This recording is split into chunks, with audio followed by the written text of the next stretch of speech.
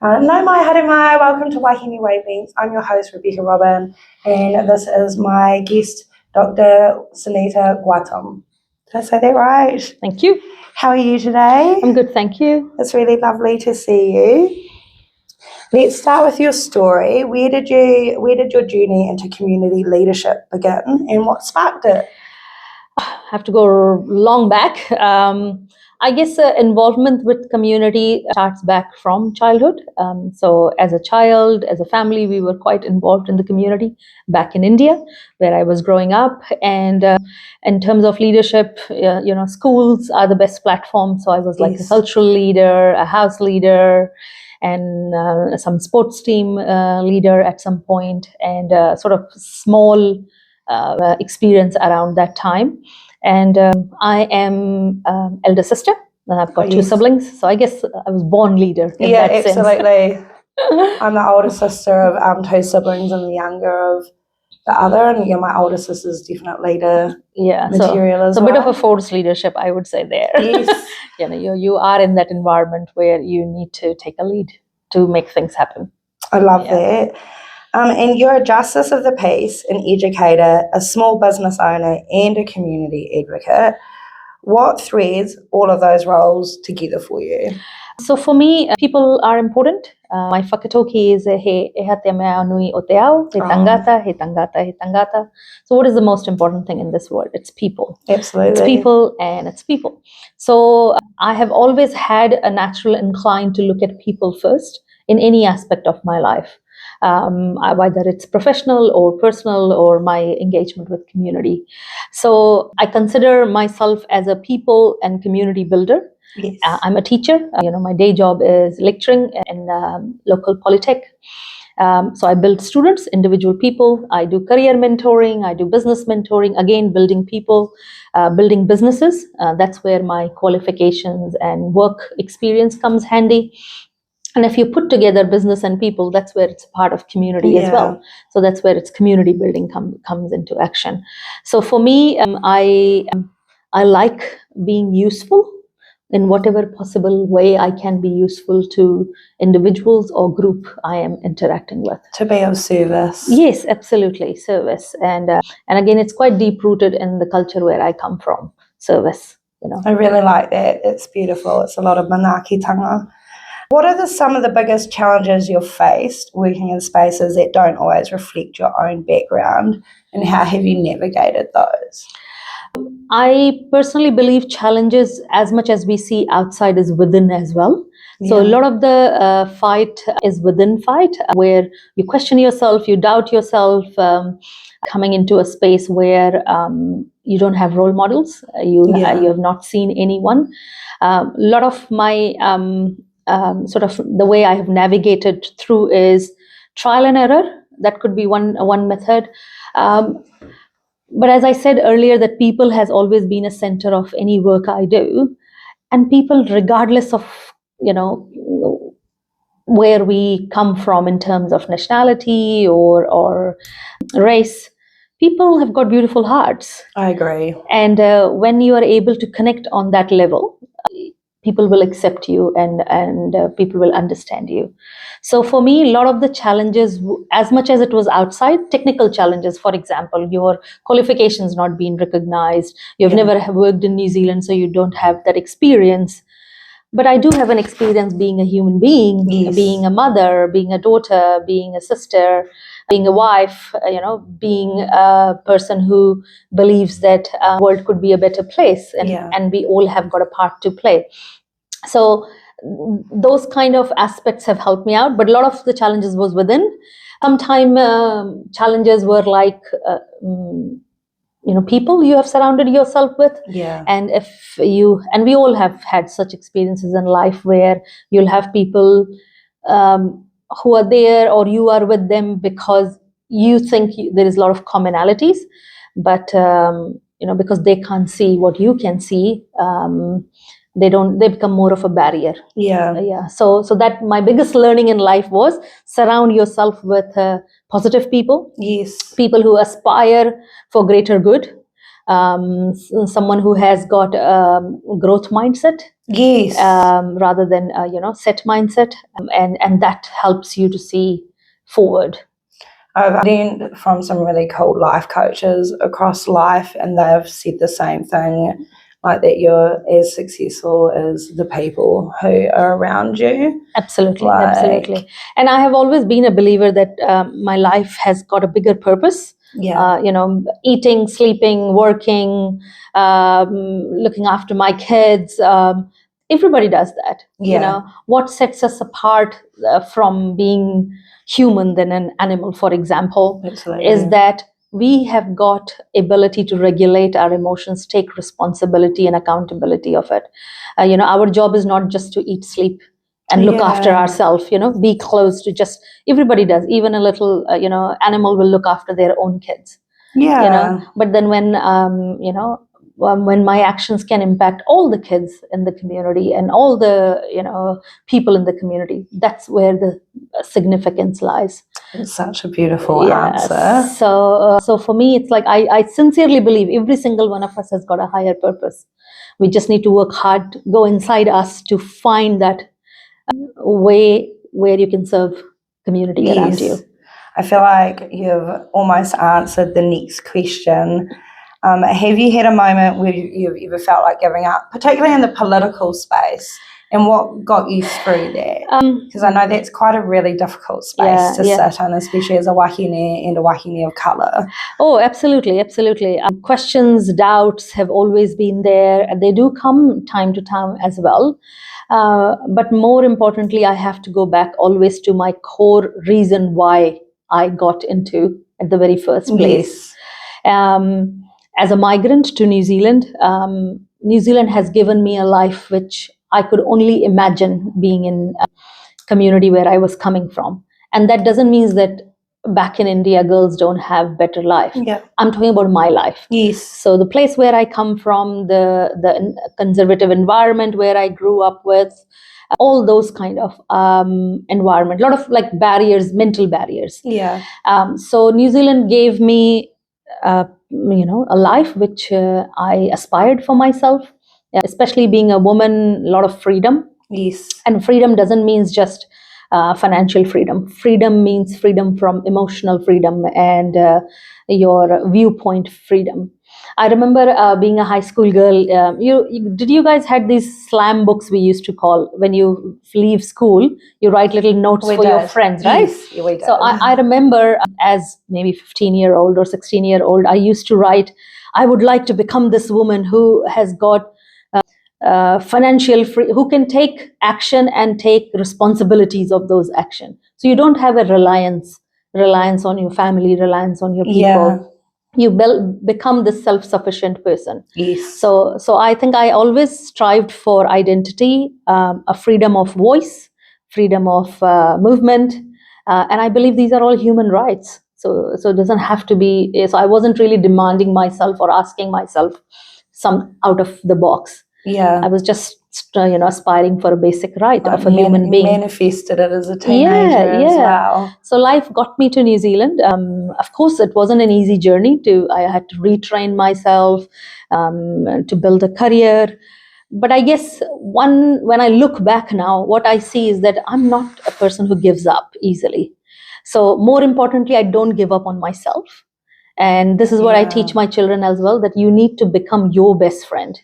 That's especially true. In the hardest of the moment. Yes. You cannot rely on a friend, a family member, or anyone else to really pick you up. Yeah. There are days you might take longer to pick yourself up, but end of the day, it's you. People can tell you 100,000 things, but end of the day, action lies in your hand. That's true. So I'm not a easily quitting person. So when the times happens, for example, online bullying was very common, as you said, being a woman, second being a woman of a color. Yeah. And challenges don't stop just because of my color. Sometimes, there's a sexism as well. So even from my own community, if you look at the biggest challenge of ethnic communities are when you look around, you'll always see male leaders. You won't see female leaders coming forward. So there's another layer of challenge there. Yeah, absolutely. So to navigate all that through, I have got good support system as well. My family is always by me. I've got great groups of friends and mentors, my political mentors as well. So I've got good people. That's good. But it didn't happen overnight. There was a lot of hard work to be able to, surround yourself with people who can see the same vision as you. Absolutely, I definitely understand that. And for wahine or migrants who might feel disconnected from local decision making or politics, what would you say to them about how people step into their power? It's important for people to know their power because we all do have a power. And in local space, the best place to start for would be your local school. So your children are going to school. You have got PTAs, Parent Teachers Association. You can be part of that. Start helping. So two things I often hear from migrant communities that we don't understand how schools operate. Okay. So, and I would like, for example, for me, I'm not a complainer, I'm a doer. Right. So I would encourage people to, if you don't know something, what would be the best course of action? Go and find out by yourself, which means being involved. So schools are a great place to be involved in a local governance level. One, you're really helping children. Yeah. What better would be that, you know? Second is that you are learning the systems. So you're knowing that how things operate. And if you manage to build a positive relationship with the group, you can be on the board of school. Yes. So that's one way to be involved. Second could be your local resident group, because often resident groups are a great place in terms of discussing common problems. So for example, potholes, speed humps, tree, any local issues, day-to-day life which can be impacted, because people live in the neighborhood, they can understand your issue. And you can see how on a ground level a community can make decision go forward or block the decision as well. Yes. So for me, I learned through different gestures, helping other people to navigate their way, that common man has got a power, and that power needs to be realized. So I love the fact that, let's say, if there is a proposal of opening a supermarket or a liquor store, and a community can object. Yes, and I love that. I've seen it happen in our community recently. People need to understand this, that it's not every part of the world this is so easy. Easy, when I say easy, means not lightly. What I'm saying is the process. No, you're definitely right. That you have a right to do that because you live in the community, not the commercial hubs only. Yes. So we are so blessed, but the blessing and freedom comes with responsibility. Absolutely. So people should realize that local governance impacts them. The rates we pay, the buses we use, the footpaths, the road, everything, because we all operate on the same level. So one must take responsibility to fix it too. Yes. So this is my city, and if there's something not right with my city, who else would stand up? Absolutely. Yeah. That's a perfect roll on for the next question, which is, what kind of Christchurch or Tautahi would you like to see 10 years from now? And what gives you the hope that we will get there? Oh, I'm a super hopeful person. I never give up on hope. So I aspire to have a city which is safe for people to be inside their homes, safe for people. When I say people, means all ages. I'm talking our elderlies, our children, young people, youth. So people to go from home to school, home to office, home to park, safety there, and safety in public spaces. So safety is a big thing, especially with our growing population. It would raise people's happiness too. If they were safe. They were safe. When people feel safe, they operate on a from a happy place, which means then we can celebrate. Yes. Yeah. And we can celebrate. You look at today's our preschools or primary schools, and you'll see the way our demographic have changed. This is our future. Yes. So if we feel safe in spaces, we celebrate who we are as a Ototahi residents. Yes. And we are blessed in New Zealand from many other aspects that our city is so beautiful. I have been here before earthquake. I've gone through earthquake. So I've seen the changing, landscape of our city. It's beautiful the way it has come up. I enjoy as much as our heritage Regent Street. Same time, I enjoy the modern build of Riverside. And text that area. I'm a fan of the art everywhere, of course. And look at the Court Theatre. My goodness, it's just beautiful. So when I look at from my children's point of view, who are young people in their teens, modern, bright city, same as if we look from my perspective or someone who's elder to me, is that we still have those nuances, beautiful heritage corner, which we can enjoy and keep the character. I aspire our city will be safe, our city where people will feel happy to be and proud to be, and our city will be far more greener than what we are. Yeah, that would be lovely, wouldn't it? So sustainability, safety, and supporting people and businesses. This is what I aspire that our city will be. That's beautiful. And more importantly, I am at that stage of life where my children are leaving home. Yes. I want our city to be a city where they will come back. Yeah, absolutely. So for me, who left India to be here for a better quality of life, I am on the cusp of that life where I can see my children are now leaving.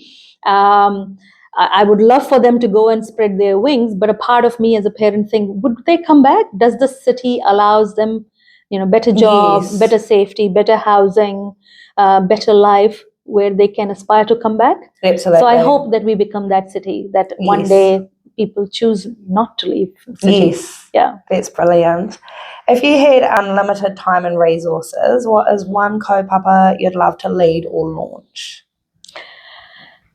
So many things. One is hard to pin down to, but one thing I would like is that having consultation go all 360-degree approach. Okay. So our local EV, Mirai, preschools, any stakeholders which we can involve. So far more deeper conversations need to be involved. So I would love to have a platform where people can share their point of view. I'm a teacher. Look, so for me, education is important. Yes. Yeah. So that's the most important thing, I believe. So if people are educated, they understand processes, life becomes easier. Yes. A lot of misinformation can be eliminated. Yeah. So given all the power and all, I would love for all the parties to be able to come to one platform and discuss without any prejudices and without any reservations. Yes. Yeah. So something like that can be started. That's brilliant. And what is next for you? Is there something you're working on now that you're excited to share?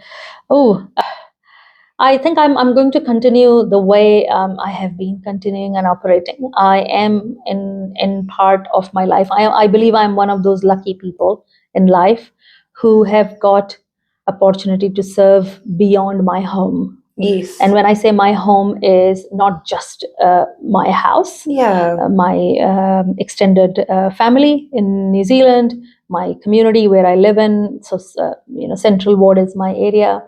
And let alone my country as New Zealand. So all I hope that it will continue.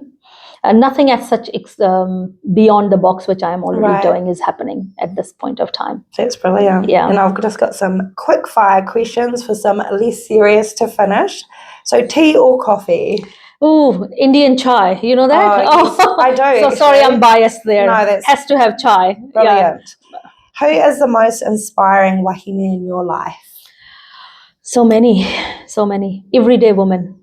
I love that. Everyday woman who gets up in the morning and who takes so many roles and juggles and makes things happen, who is as strong as to be an iron woman and same time as vulnerable as to show her insecurities. Yes. A real woman. I love that. That's brilliant.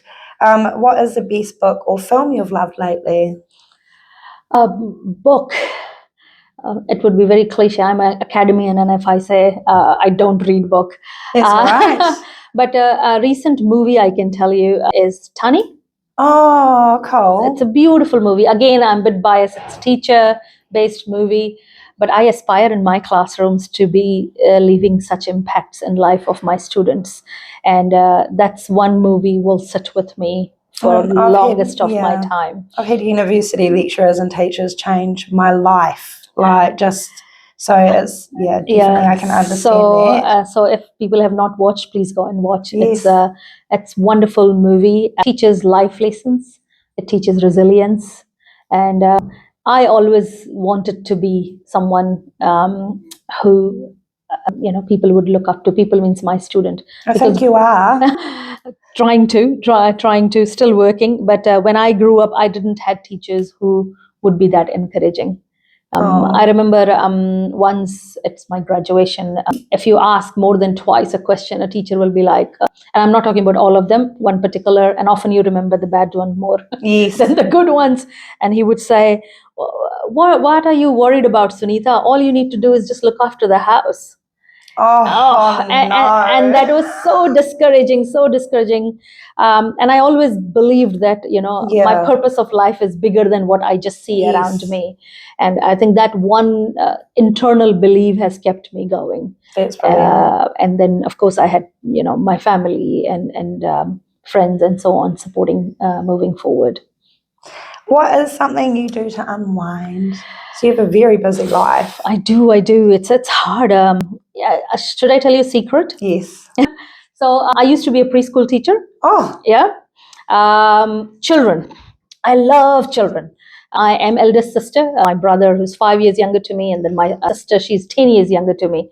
So being an eldest, I have always looked after. I remember growing as a teenager in my area where I lived. All these little kids, I'm always the one who is, helping them out to play, or if there's a birthday party, I'm the organizer, entertaining them, organizing them, local dance groups. I'm a big fan of dance and music. So part of that, children are beautiful. So, so for me, the best part is if you want to really unwind, just go and be friends with a child. They're very in the moment. Oh, they will tell you as it is. Yes, so I'm a teacher. I do know that very well. They can be harsh sometimes too. But hey, easy to take it. Exactly. Yeah? So, and I am blessed to have a very little, nearly 4-year-old friend in my life. Oh, wonderful. I'm blessed to be my friend is part of my life, and I've been from her birth till now, and hoping to be for longest of the time. But man, I just love it. I just love being with children. So I go and spend time, play, become a child, do silly things, and hear that I am how silly I am. And that just, gives the perspective to life, that why Sunita works so hard. Yes. For the betterment of these beautiful souls in our life. For their future. Yeah, for their future. And what is the one thing that gives you hope right now?